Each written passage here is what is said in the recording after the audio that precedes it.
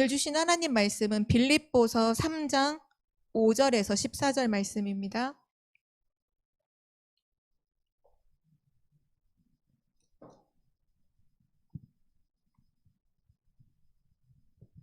빌립보서 3장 5절에서 14절 말씀까지를 우리 한 절씩 교독하시겠습니다. 나는 8일 만에 할례를 받고 이스라엘 족속이요 베냐민 지파요 히브리인 중에 히브리인이요 율법으로는 바리새인이요.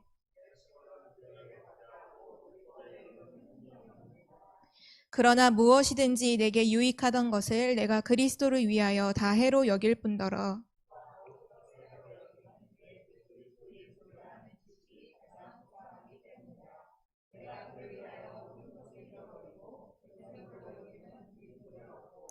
그 안에서 발견되려 함이니 내가 가진 의는 율법에서 난 것이 아니요 오직 그리스도를 믿음으로 말미암은 것이니 곧 믿음으로 하나님께로부터 난 의라.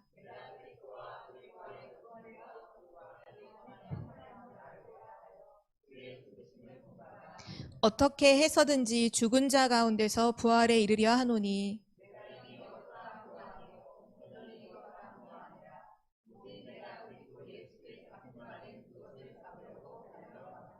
형제들아 나는 아직 내가 잡은 줄로 여기지 아니하고 오직 한 일 즉 뒤에 있는 것은 잊어버리고 앞에 있는 것을 잡으려고.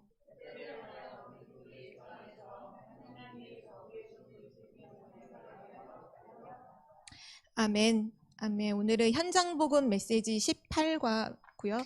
예수께서 왜 죽으셔야 하는가? 함께 말씀을 나누겠습니다.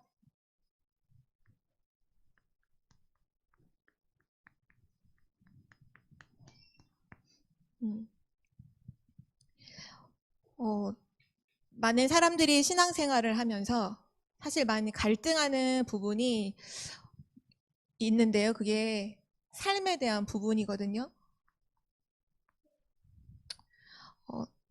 우리는 지금 현장복음 메시지를 함께 나누고 있잖아요. 그러니까 현장을 두고 하나님께서 그 현장을 살리기 위한 전도자로 우리를 지금 준비시키시는 그런 훈련 속에 우리가 있는데, 실제로 현장에 가서 이제 복음을 증거하고 또 다락방을 하고 또 사람을 새가족 이제 새신자를 만나고 이제 사역을 할 때 우리가 좀 주의하면서 또 여러 가지로 여러 방면으로 좀 생각을 해야 되는 부분이 바로 이 삶에 대한 부분이에요.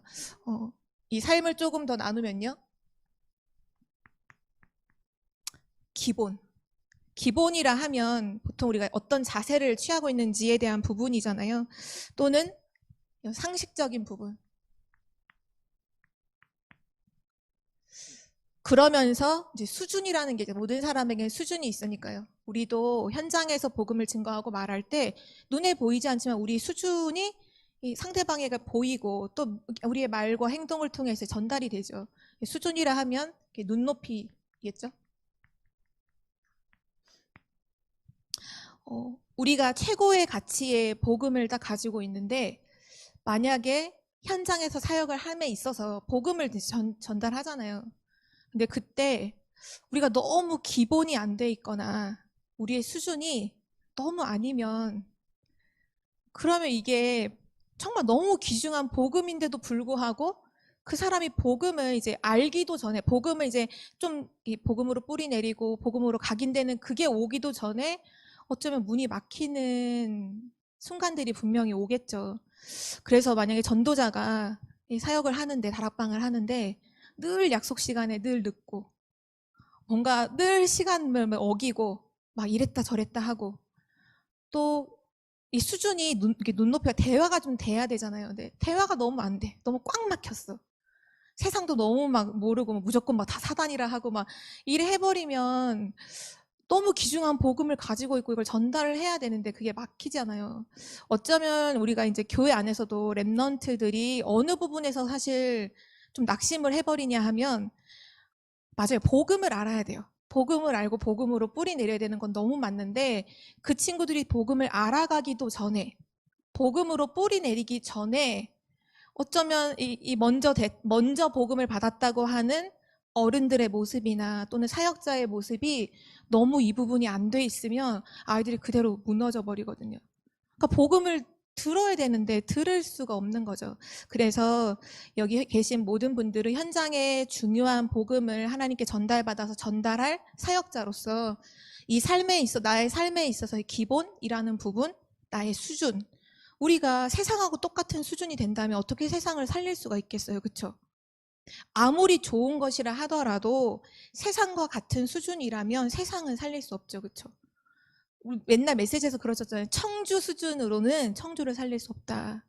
대한민국 수준으로는 대한민국을 살릴 수 없다. 그 수준을 뛰어넘어야 살릴 수 있는 거다. 우리의 눈높이가 이번 주 강단 말씀에도 나왔지만 늘 불신자들이 하듯이 인본주의 쓰고 막 염려하고 갈등하고 막 불신앙하고 막 뭔가를 내가 뚫어 나가기 위해서 막 이런저런 막 머리 굴리고 잔머리를 쓰고 한다면 어떻게 사람을 살리고 현장을 살릴 수가 있겠어요? 우리의 수준과 이 기준이 남들이 봤을 때 막 멋있다까진 아니더라도 상식 이상으로, 그리고 세상에 갖고 있는 그 수준보다는 조금 더 하나님이 주신 것 가지고 좀 더 깊이 볼 수 있고 미리 볼 수 있는 사람으로 서야겠죠. 그리고 삶에 대한 부분이 결국 능력이잖아요. 뭔가를 이걸 할 수 있는, 또는 뭔가를 이룰 수 있는 그런 능력분들. 근데 이게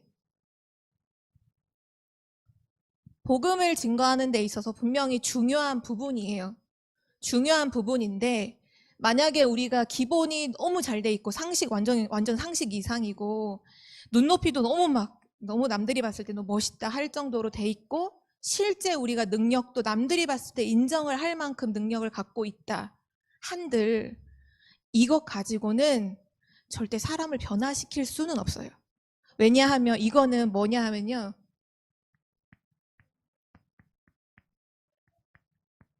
겉모양일 뿐이에요. 이 부분이 참 중요해요. 중요한데 이걸로 사람을 변화시키는 건 아니에요. 왜냐하면 지금 세상에 있는 엘리트들은 이 부분이 싹 다 준비가 돼 있잖아요. 그러나 그 준비되어 있는 겉모양을 포장했을 뿐이지 실제 내면과 실제 영적인 상태와 실제 갖고 있는 영적인 배경 등은 완전히 멸망 가운데 있잖아요. 그래서 우리가 이 부분은 빨리 눈치를 채고 빨리 여기를 뛰어넘어서 뭐를 진짜로 누려야 하냐면요, 세 가지를 누리는 사람이 돼야 돼요. 세 가지가 먼저 되어져야 돼요. 그 첫 번째 되어져야 되는 세 가지가 뭐냐 하면요,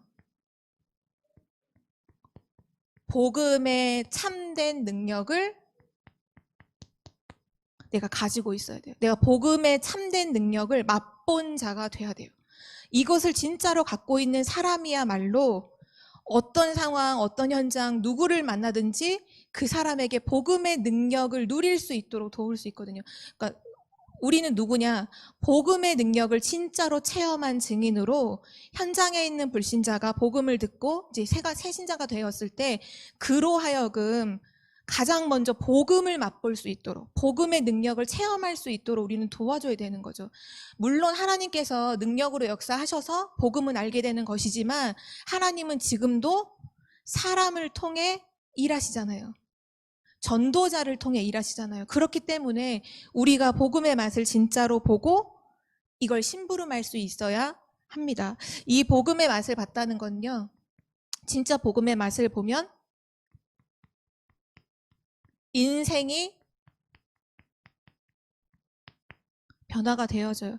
성경에 나오는 믿음의 사람들, 진짜 복음을 발견했던 사람들, 그 사람들이 정말 복음을 알고 난 이후부터는 완전히 다른 인생을 살잖아요. 멀리 갈 것도 없이 우리 이번 주 강단 말씀에 나오는 아브라함이라는 그 사람이 원래는 갈대아 우르에 그 우상 숭배하는 그 수준과 배경을 가지고 살던 존재가 어느 날 하나님의 은혜로 말미암아 부르심을 받고 구원을 받았는데 여전히 옛날 수준을 버리지 못하고 늘 염려하고 갈등하고 하나님 주신 언약이 안 믿어지니까, 언약을 붙잡지 않으니까 늘 실패를 25년 동안 반복해 왔잖아요. 그런데 그가 하나님의 언약이 성취되는, 그러니까 아들을 주실 것이라고 했는데 진짜 불가능한 상황 속에서 이삭을 얻게 되는 그 말씀을 맛본 이후부터는 완전히 100% 하나님께 순종하면서 심지어 아들 이삭을 드리라고 할 때에도 주저하지 않고 하나님 앞에 드릴 만큼, 히브리서에는 뭐라고 말씀하냐 하면 하나님께서 이를 죽인 자 가운데서 다시 살리실 거를 믿고 담대하게 갔다고 말씀하잖아요. 복음의 참 맛을 보면 인생의 일부분만 바뀌는 게 아니라 인생 전체가 변화되어져요. 그래서 모든 과거는 실패고 상처고 어려움이고가 아니라 그 모든 과거가 그리스도 복음을 발견한 그날로부터는 전부 다 발판이 되어지는 거죠. 하나님이 발판으로 사용해 주시고 물론 현재와 미래도 하나님의 언약 속에 당연히 있게 되죠. 그리고 복음의 능력을 진짜로 맛보면 비로소 기도의 응답을 체험하게 돼요. 그리고 정말 복음을 맛본 사람은요, 변질되지 않아요. 흔들리지 않아요. 문제 왔을 때 흔들리지 않아요. 핍박이 왔을 때 넘어지고 흔들리지 않아요. 그리스도를 모른다 하고 떠나지 않아요. 변질되지 않고. 복음의 진짜 맛을 본 사람은 핍박 가운데, 어려움 가운데 도리어 신앙을 고백하고 죽으면 죽으리라 하고 그리 아니하실지라도 고백을 하고 진짜 복음을 붙잡는 사람들이 되잖아요. 이거를 우리는 요거보다 먼저 이 부분을 체험하고 누릴 수 있어야 하고요. 이 복음의 능력을 맛보게 되면 두 번째로 맛보는 게 뭐냐 하면 전도의 능력을 맛보게 됩니다. 전도의 능력은 사람을 설득해서 교회로 데려오는 것이 전도가 아니라요. 진짜 전도는 뭐냐 하면 하나님이 나의 인생 가운데 역사하시는 것이 참 전도의 능력이에요. 하나님의 역사하심이 있는 것. 그래서 전도는 사람이 계획해서 되어지는 것이 아니라 진짜 복음을 누리고 있으면 그 사람의 인생 속에 하나님이 역사하심이 다른 사람에게 보여지는 것. 그것이 진짜 전도고요. 그래서 하나님이 역사하시면 전도의 능력을 체험하게 되는데 모든 문이 이 전도라는 것을 두고서 다 열리게 되어져요. 우리가 전도라는 관점에서 전도의 축복, 선교의 축복을 모를 때에는 이게 정말 문인지 몰라요. 내가 왜 이 현장에 있지? 내가 이 학교를 왜 다니고? 내가 이 직장에 왜 있고? 이 사람은 내 옆에 왜 있고? 나는 왜 과거에 이런 걸 경험했고? 나는 왜 이런 문제가 있었고를 이해할 수 없어요. 그런데 진짜 복음을 맛보고 전도와 선교라는 그 능력을 체험하면 이 모든 것이 전부가 다 응답이라는 걸 알게 돼요. 내가 이래서 여기 와 있구나. 그래서 하나님이 나에게 과거에 이런 일들을 허락하셨고 미리 체험하게 하시고 심지어는 문제인 것 같은데 미리 보게 하셨구나. 이들을 살리기 위해서 모든 문이 다 열리고요. 그리고 전도의 능력을 체험하면 기도의 응답이 이제 지속이 되어집니다. 이게 진짜 응답이겠죠. 기도가 지속되어지는 거. 전도를 아는 사람은 현장에서 기도를 지속할 수밖에 없어요. 그리고 마지막 세 번째, 앞에 있는 복음의 능력과 전도의 능력을 진짜로 맛볼 때 그 사람에게 비로소 이제 알게 되는 능력이 있는데요. 그게 말씀의 능력이에요. 우리가 이전까지는 이 복음을 맛보지 못하고 전도를 알지 못하면 말씀이라 하면 어떻게 말씀을 받느냐? 그냥 내가 듣고 좀 위로되는 말씀, 좀 나한테 힘이 되는 말씀, 그거를 찾게 돼요. 그래서 하나님이 정말로 주시려고 하는 것을 내가 붙잡지 못하고 늘 내 수준 속에서 내 문제에 딱 묶여서 그것 조금 위로받고 그러나 또 현장 가면 또 여지없이 무너지는 그런 말씀밖에는 우리가 누리지 못해요. 그런데 진짜 복음을 알고 전도라는 이 부분을 맛본 사람에게는요, 하나님의 말씀이 위로 정도가 아니라 성취되는 말씀으로 다가오게 돼요. 하나님의 말씀이 성취가 돼요. 그래서 진짜 중요한 부분이요. 말씀에 우리가 능력을 체험하는 이 부분에 있어서 강단 말씀이 전부거든요. 강단 말씀이 실제 내 삶 속에 성취되어지는, 이거를 체험하는 게 모든 것인데, 이 말씀이 나에게 어떻게 다가와야 되냐면 실제로 나의 메시지가 되어서 한 주간 내가 이거를 붙잡고 실천할 수 있는 한 가지가 딱 붙잡혀져야 돼요. 그래서 우리가 주일날 다른 것에 힘쓰면 안 되고요. 뭐 하면 되느냐. 주일날은 사실 하루 종일 강단 말씀 깊이 묵상하면서 그럼 이 말씀은 성취될 건데 이 말씀이 실제 나의 삶에 성취되는 말씀으로 누리기 위해서 내가 실천할 한 가지가 무엇인가? 하나님이 원하시는 그 한 가지가 무엇인가? 그거를 잡는 거예요. 그거를 두고서 요즘 말씀에 나오는 단어로 사용하면 미션이라고 하죠. 이걸 찾는 거예요. 강단 말씀을 통해서.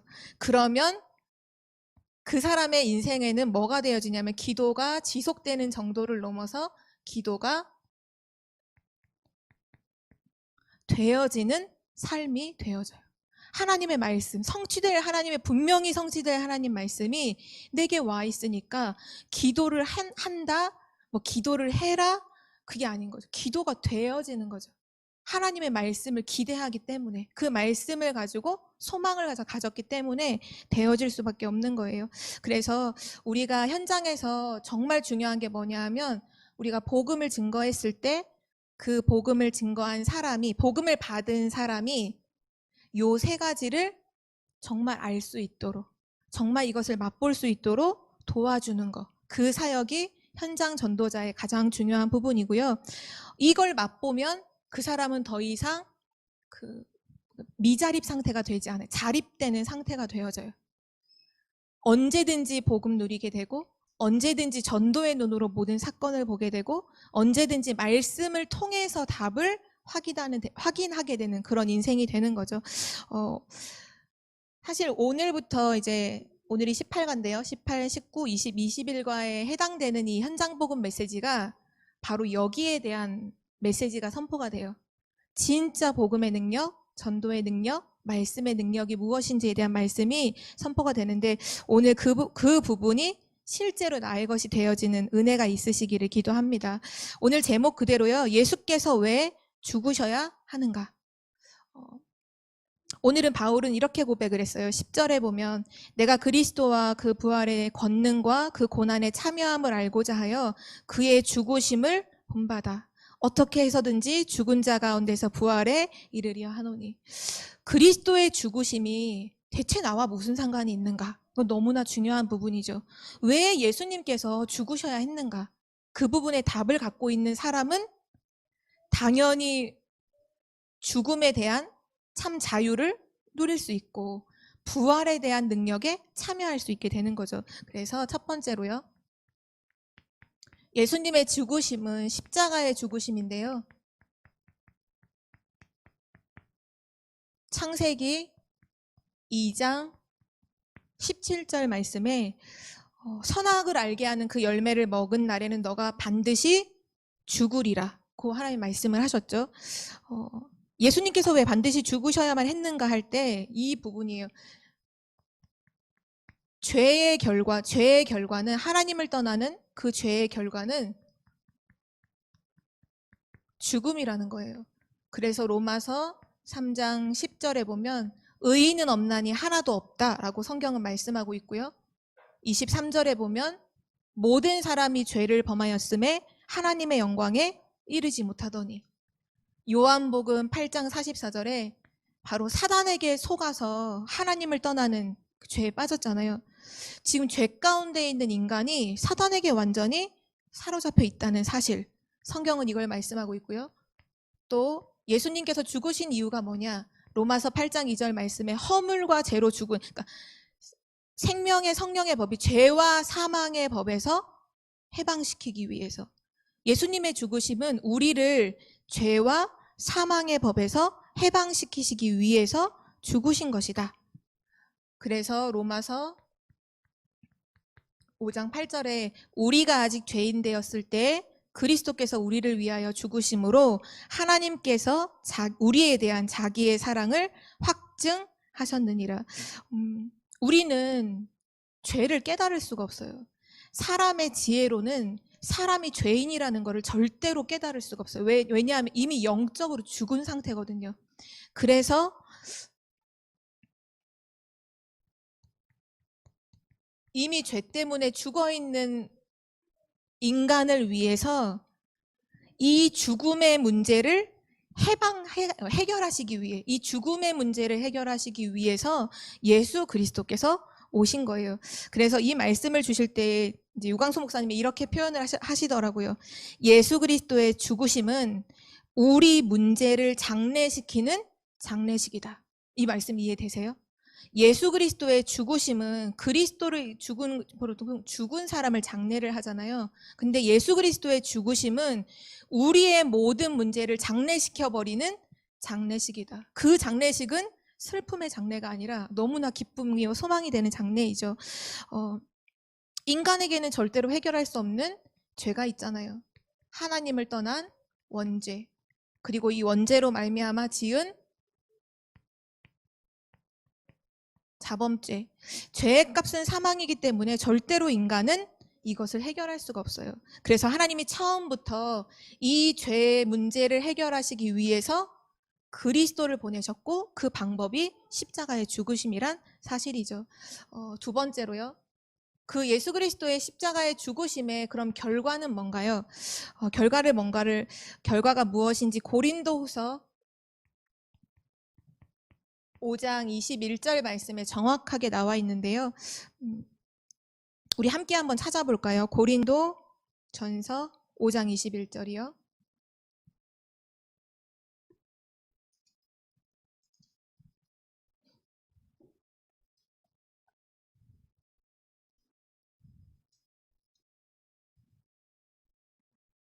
고린도 후서네요. 고린도 후서 5장 21절.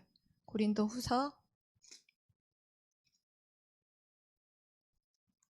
5장 21절. 우리 함께 읽겠습니다. 하나님이 죄를 알지도 못하신 이를 우리를 대신하여 죄로 삼으신 것은 우리로 하여금 그 안에서 하나님의 의가 되게 하려 하심이라. 아멘. 하나님이 죄를 알지도 못하는 그 분을, 그리스도를 우리를 대신해서 죄를 삼으신 것은, 말씀에 나오지만 대신하신 거거든요. 죄인인 우리를 대신하셨다. 언제 대신하게 되냐면, 그러니까 저희 조카가 여기 노아가 있는데, 노아가 어떤 걸 부탁을 할 때 제가 해주는 게 있고 해주지 않는 게 있거든요. 그러니까 해주지 않는 거는 노아가 할 수 있는 거는 본인이 하게 만들어요. 근데 대신 해주는 게 있어요. 그건 뭐냐 하면 노아가 할 수 없는 것들은 제가 대신 해주거든요. 왜 하나님이신 그리스도께서 왜 우리 인간을 대신하셨는가? 우리가 할 수 있는 능력이 없어요. 우리가 할 수 있는 능력이 있었다면 대신하지 않아요. 그런데 우리 인간은 이 죄와 저주 문제를 해결할 수 있는 능력이 1도 없어요. 절대 없어요. 그래서 이 문제를 예수 그리스도께서 대신하신 거예요. 근데 많은 사람들이 내가 이 문제를 해결할 수 있다고 지금도 많은 노력을 하고 있잖아요. 그래서 막 도를 닦고 선을 행하고, 제가 다락방하고 있는 그 사람 중에 한 분의 이제 그 얘기를 이제 들었었는데, 그 얘기를 딱 듣고 보니까 복음을 모르니까 막 종교적인 이 행위로 평생을 산 거예요. 그런데 결국은 어떻게 무너질 수밖에 없잖아요. 그런 걸 볼 때 인간이 해결할 수 있는 능력이 있느냐?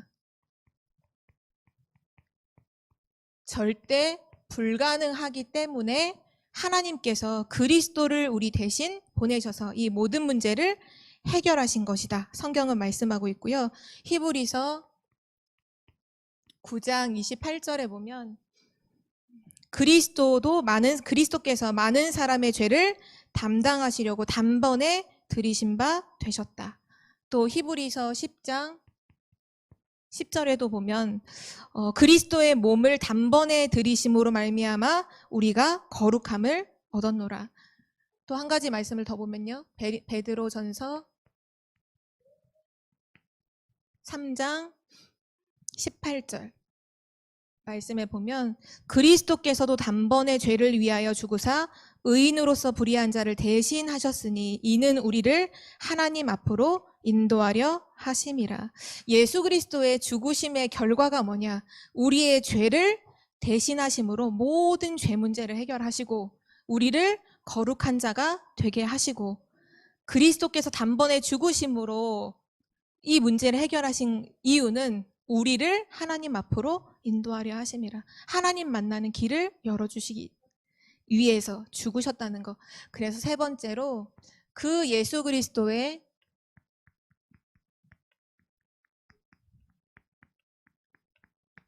죽으심의 비밀을 성경은 계속 반복해서 말씀하고 있는데요. 요한일서 3장 8절. 죄를 짓는 자는 마귀에게 속하나니 마귀는 처음부터 범죄함이라. 하나님의 아들이 나타나신 것은 마귀의 일을 멸하려 하심이라. 그리고 요한복음 14장 6절에 내가 곧 길이요 진리요 생명이니 나로 말미암지 않고는 아버지께로 올 자가 없느니라. 또 로마서 6장 6절 말씀을 보면 우리가 알거니와 우리의 옛사람이 예수와 함께 십자가에 못 박힌 것은 죄의 몸이 죽어 다시는 우리가 죄에게 종노릇하지 아니하려 함이니. 예수 그리스도께서 죽으심으로 우리가 더 이상 죄, 사단의 종노릇하지 않도록 그 근본을 완전히 해결하신 거죠. 이걸 또 마가복음 10장 45절에는 우리를 대속하시기 위함이시다. 다시 말하면 예수 그리스도의 죽으심의 비밀은 뭐냐? 그분이 참 왕이시고 참 선지자이시고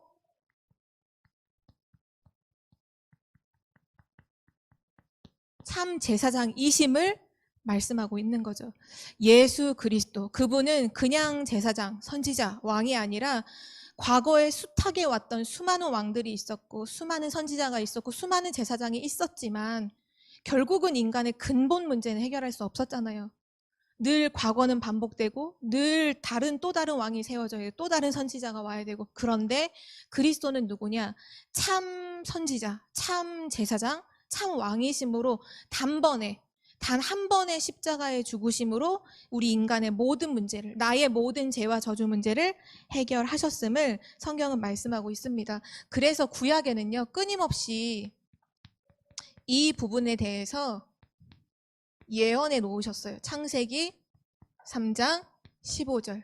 여자의 후손이 뱀의 머리를 상하게 할 것이다. 죄를 범하게 했던 그 장본인인 사단의 머리를 완전히 멸하시는 그 그리스도로, 주님으로 이 땅에 오신다는 걸 말씀하고 있고요. 또 창세기 4장에 보면 가인과 아벨이 제사 드리는 부분이 나오죠. 예배를 드리는 부분이 나오는데 가인은 자기가 농사 지은 것을 가지고 하나님께 예배를 드리고 아벨은 양을 침으로 예배를 드리고. 아벨은 알고 있었던 거죠. 창세기 3장의 그 문제 이후로 인간은 피가 없으면, 피의 제사가 아니면 하나님 앞에 설 수가 없잖아요. 가인은 그걸 놓쳤고 아벨은 그걸 알았어요. 저는 랩넌트 시절에, 랩넌트가 아니죠. 그러니까 복음을 모르고 초등학교 다니던 시절에 주일학교 예배를 드리잖아요. 그러면 이 설교를 했던 게 지금도 기억이 나요. 가인과 아벨의 설교를 이제 선생님이 구연 동화로서 이제 메시지를 해주시는 거죠. 그럼 뭐라고 설명하셨냐면 지금 기억나는 게, 그러니까 예배를 드리러 왔대요. 예배를 드리러 왔는데 가인은 그 농사 곡식이니까 이제 볏짚단 같은 걸로 표현하시더라고요. 볏짚단을 이렇게 갖고 와서 이렇게 하나님 앞에 툭 던졌대요. 그렇게 예배를 드리고 아벨은 정성스럽게 양을 다 고이 가지고 와서 정성을 다해서 드려서 예배를 받으셨다는 거예요. 그러니까 결론이 뭐예요? 정성을 다해야 된다는 거예요, 예배가. 그때 저는 그렇게 배웠었거든요.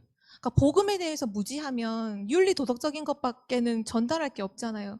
근데 아벨이 정성을 다해서 그런 게 아니에요. 인간은 정성을 다해도 영적 문제 해결할 수 없어. 인간은 절대 불가능하거든요. 그래서 피 제사로 나 대신 누군가가 피를 흘려야만 하나님 앞에 설 수 있는 존재예요. 그거를 알고 아벨은 예배를 바르게 드렸던 거죠. 성경은 그걸 처음부터 피제사, 그리고 출애굽기 3장 18절에 너무 정확하게 나오죠. 희생 제사를 드리러 가야 된다. 그러면서 성경 레위기서에 끊임없이 모든 예배를 통해 피 흘리는 부분이 계속 나오잖아요. 이 부분을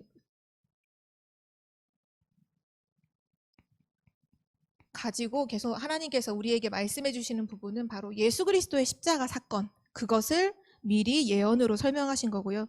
또 요한복음 8장 56절 말씀해 보면 아브라함에 대한 말씀이 요한복음에 나와요. 뭐라고 말하냐면 아브라함도 오실 메시아를 믿고 구원받았다. 이렇게 말씀하고 있거든요. 아직 메시아가 오시지 않았어요. 그런데 메시아가 오실 걸 믿고, 그게 뭘까요? 언약을 붙잡고 구원을 받은 거죠. 아브라함이 이번 주 강단 말씀에 범사의 복을 받았던 이유가 그거잖아요. 하나님이 주신 언약, 그 언약이 바로 그리스도 복음을 말하는 건데, 그 언약을 붙잡은 순간, 그 언약을 두고 모든 걸 바라보는 순간 범사의 복을 받을 수밖에 없는 존재인 거잖아요. 그것처럼 이미 오지도 않은 그리스도를 믿음으로 바라봄으로 구원을 받았다는 거. 그렇다면 지금 우리가 진짜 예수 그리스도를 모든 상황과 사건 속에서 믿음으로 바라본다? 그럼 그거는 진짜 어마어마한 축복이죠. 우리가 진짜 몰라서 그렇지 문제 속에서, 어떤 상황과 어려움 속에서 내가 예수 그리스도를 믿음으로 바라본다. 모든 문제를 해결하신 바로 그 예수 그리스도, 갈보리 산에서 모든 문제를 완전히 다 이루신 그 예수 그리스도를 내가 믿고 바라보고 고백한다. 그거는 완전히 흑암이 무너지는 기적 같은 일이죠. 그거를 우리는 누릴 수가 있고요. 또 마지막 5번째로, 구약에는 예언이 되었지만 신약에는 이 언약의 말씀이 성취되었어요. 그래서 마태복음 1장 23절에 처녀가 잉태하여 아들을 낳을 것이니 그 이름을 임마누엘이라 하리라. 창세기 3장 15절에 그 언약과 연결되는 말씀이죠. 그리고 마태복음 3장 16절에서 17절에 보면 예수 그리스도께서 세례 요한에게 세례를 받으실 때 그때 하늘의 성령이 비둘기같이 임함으로 이는 내 사랑하는 아들이다. 하나님의 아들이신 그리스도를 기록하고 있고, 또 마태복음 3장 2절에 보면 제일 처음에 이제 복음을 증거하실 때 회개하라 천국이 가까이 왔느니라. 예수 그리스도의 첫 번째 메시지였죠. 그리고 요한복음 1장 14절 말씀이 육신이 되어 우리 가운데 거하심에 우리가 그의 영광을 보니 아버지의 독생자의 영광이요 은혜와 진리가 충만하더라. 성경에 예언되었던 바로 그분이 육신을 입고 이 땅에 오셔서 십자가의 죽으심으로 우리의 모든 문제를 다 끝내셨다는 사실이에요. 그래서 마지막 결론으로요, 이 예수 그리스도의 죽으심 그리고 부활의 권능에 참여하는 길이 있어요. 오늘 바울이 고백했죠. 내가 그 그리스도의 죽으심과 부활의 능력에 참여하기를 이제 원한다고 그렇게 고백을 했는데요. 어떻게 하면 실제로 내 삶 속에서 이 모든 죄 문제를 해결하신 이 십자가의 그리스도의 능력, 또 모든 사망과 사단의 권세를 완전히 멸하시고 부활하신 그 그리스도의 능력을 체험할 수 있을까? 갈라디아서 2장 20절입니다. 그리스도 안에서 내가 그리스도와 함께 십자가에 못 박혔나니 그런즉 이제는 내가 사는 것이 아니요 내 안에 그리스도께서 사시는 것이라. 이제 내가 육체 가운데 사는 것은 나를 사랑하사 나를 위하여 자기 자신을 버리신 하나님의 아들을 믿는 믿음 안에서 사는 것이라. 우리는 한 가지만 기억하면 돼요. 그게 뭐냐 하면 뭐가 죽고 뭐가 살아야 되는가. 실제 내 삶 속에서 그거를 질문하면 돼요. 지금 이 순간 뭐가 살고 뭐가 죽어야 하지? 내가 살고 그리스도가 죽었다. 그럼 안 되잖아요. 물론 그리스도는 십자가에 죽으셨지만 갈라디아서 2장 20절의 말씀을 언약으로 붙잡은 자에겐 뭐냐 하면 나는 죽고 그리스도가 사시는 거죠. 내 안에 나는 죽고 사단에게 늘 속임당하고 늘 문제 앞에 흔들리고 늘 사람의 말에 넘어지는 그 연약한 나는 십자가와 함께 완전 못에 박혀 죽었고 나는 죽었고 나는 죽고 그리스도가 내 인생에 살아계심, 주인 되심, 그거를 누리는 거죠. 이거를 누리기 시작하면 비로소 역사가 일어나기 시작합니다. 갈라디아서 2장 20절을 놓고 실제 우리 삶에 적용을 한다면 내가 죽고 그리스도가 사신 것이다. 그냥 관념적으로 생각적으로 그리스도가 사신다. 이게 아니라 뭐냐 하면요. 이제는 복음에 유익한 쪽, 복음을 위한 일이 뭔가를 생각하고 그거를 선택하며 사는 거예요. 그게 갈라디아서 2장 20절의 말씀이에요. 왜냐하면 그리스도가 나의 주인이시기 때문이죠. 주인이라는 말 속에는 한 가지가 크게 포함이 되어 있는데요. 책임자라는 거예요. 책임자. 주인이 책임지는 거예요. 내가 주인 되면 모든 걸 내가 책임져야 돼요. 그런데 그리스도가 주인 되시면 그때부터는 그리스도가 모든 것을 책임지고 행하신다는 사실. 그래서 우리 인생을 완전히 하나님께 드리고 쉽게 말하면 하나님 마음대로 하세요. 사실 이게 가장 좋은 기도일 수 있어요. 하나님 내 인생을 이렇게 해주세요. 하나님 제가 이렇게 해주시면 내가 세계복음화도 하고 교회 헌신도 하고 제가 이렇게 하겠습니다. 하나님 이렇게 해주시면 뭔가 거래를 하는 게 아니라 진짜 축복은 뭐냐? 그냥 내 인생을 송두리째 맡겨버리는 거야. 하나님께. 하나님 마음대로 하세요. 내 인생을 마음대로 사용해 주세요. 제가 그 인도를 따라 살겠습니다. 그게 갈라디아서 2장 20절인데 비로소 그게 되어지면요. 흑암이 완전히 무너져요. 최고의 축복이죠. 그리고 두 번째로 참여하는 길이 있는데요. 고린도전서 10장 31절 말씀이에요. 많은 사람들이 이렇게 얘기해요. 이거를 해야 될까요? 저걸 해야 될까요? 이거 해야 돼요? 아니 이거 안 해야 돼요? 보통 이제 랩런트들도 질문하는 부분들이 그런 게 많잖아요. 여기 대학을 가야 될까요? 안 가야 될까요? 이게 성령의 인도인가요? 아닌가요? 이미 옛날에 저희 기억하기로는 이미 강단 말씀에서 목사님도 말씀하셨었죠. 여기는 성령 인도고 그럼 여기 안 가면 성령 인도 아니고 그런 건가요? 하나님은 우리와 함께 하십니다. 하나님은 우리를 영원히 인도하세요. 우리가 비록 실수할지라도 그 속에서도 하나님은 우리를 또 하나님의 방법과 하나님의 시간표에 따라 정확하게 언약이 성취되는 길로 인도해 나가세요. 중요한 건 뭐를 선택하느냐가 중요한 게 아니에요. 고린도전서 10장 31절에 뭐라고 나왔냐면 먹든지 마시든지 무엇을 하든지 다 하나님의 영광을 위해서 하라. 그게 우리의 삶이에요. 그게 복음을 체험하는 삶이에요. 우리는 항상 그렇잖아요. 뭘 해야 돼? 이거 해야 돼요? 이거 안 해야 돼요? 어떻게 해서 그거는 우리 수준일 뿐, 우리의 고민이고 우리의 수준일 뿐이죠. 뭘 선택해도 괜찮아요. 랩런트들은 뭐 선택해도 상관없어요. 실패해도 괜찮잖아요. 랩런트는 그런 사람 아닌가요? 실패해도 그 속에서도 하나님의 응답을 가지고 일어나서 세계를 살리는 사람들이 랩런트잖아요. 그래서 랩런트는요, 그 존재 자체가 축복이라 하셨어요. 이미 존재 자체가 축복된 사람이에요. 저주받을 수 없고요. 실패할 수 없어요. 그러니까 우리는 그 정체성만으로도 일평생 감사하고도 남는 거죠. 복음이 그런 거예요. 무엇을 하든지. 여기 말씀해 보면 사실 고린도 교회라는 특수한 상황 속에 성도들이 질문한 거거든요. 우상 숭배한 음식을 먹어야 돼요? 안 먹어야 돼요? 질문해 볼까요? 우상에게 드렸던 음식 먹어야 돼요? 안 먹어야 돼요? 먹어도 돼요? 그럼 무조건 우상 숭배한 음식 너무 좋다고 막 먹나요? 성경에 뭐라고 나오냐면 이 고린도 교회 자체가, 고린도라는 지역 자체가 완전 우상 숭배 도시예요. 그래서 시장에 나오는 모든 고기와 야채가 이미 고린도에 있는 신전에 다 갖다 바쳐져서 제사를 지내고 난 이후에 시장에 풀려요. 그러니까 시장에 나와 있는 모든 음식이 다 우상 숭배하는 음식이에요.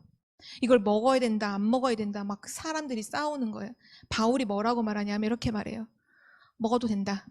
그런데 내가 그 음식을 먹는 걸로 인해서 신앙이 연약한 교회 안에 있는 성도가 낙심을 해버린다면 하나님 자녀가 왜 우상 숭배하는 음식을 먹어? 낙심한다면 난 영원히 그거 먹지 않겠다. 기준이 뭔지 알겠죠? 기준이 먹는다 안 먹는다가 아니에요. 먹든지 안 먹든지 결국은 생명을 살리는 구원을 위해, 복음을 위해, 하나님의 영광을 위해 하라는 거예요. 그것이 하나님의 그 축복에 참여하는 길이고요. 마지막 오늘 본문 말씀이죠. 빌립보서 3장 5절에서 14절 말씀. 그래서 바울은 이렇게 얘기했어요. 내가 맨 처음 나오죠. 자기는 할례 8일 만에 할례를 받고 어마어마한 사실은 이 기본과 수준과 능력이 바울은 대단했던 사람이에요. 그런데 뭐라고 말하냐면 내가 이거 다 갖고 있지만 나 이거 다 배설물로 여긴다. 왜냐? 그리스도를 아는 지식이 가장 고상하기 때문이다. 난 그리스도께 발견되길 원한다. 나는 그리스도의 손에 잡힌 바되 그것을 잡으려고 난 달려간다. 난 표대를 향하여 믿음으로 달려간다. 그리스도의 손 안에 있는 난 그거면 족하고 나는 그리스도께 발견되기를 원한다. 맞아요. 그리스도의 참된 가치를 발견하는 거. 그래서 그 그리스도로 오직하고 그리스도께 집중하는 삶. 그 삶은 참된 그 그리스도의 능력과 축복을 체험하는 삶으로 가게 되죠. 여기 계신 모든 분들이 물론 세상적인 사람들의 눈에 보이는 기준에 필요한 부분들을 빨리 뛰어넘고, 그러나 그게 전부가 아니죠. 진짜는 복음의 능력을 맛보고 체험하는 삶을 사는 거예요. 여러분의 인생 가운데 참 복음의 능력과 축복이 날마다 있기를 기도합니다. 우리 기도하고 마칠게요. 살아계신 하나님 아버지, 감사를 드립니다. 오늘 바울이 고백했던 그 그리스도에 대한 고백이 우리 삶 속에서, 문제 속에서, 여러 가지 어려움 속에서 믿음으로 고백되도록 인도하여 주옵소서. 오늘 말씀이 우리 삶 속에 그대로 성취되게 하시며 그 성취되는 현장의 증인으로 서 있게 하여 주옵소서. 감사드리며 주 예수 그리스도의 이름으로 기도드립니다. 아멘.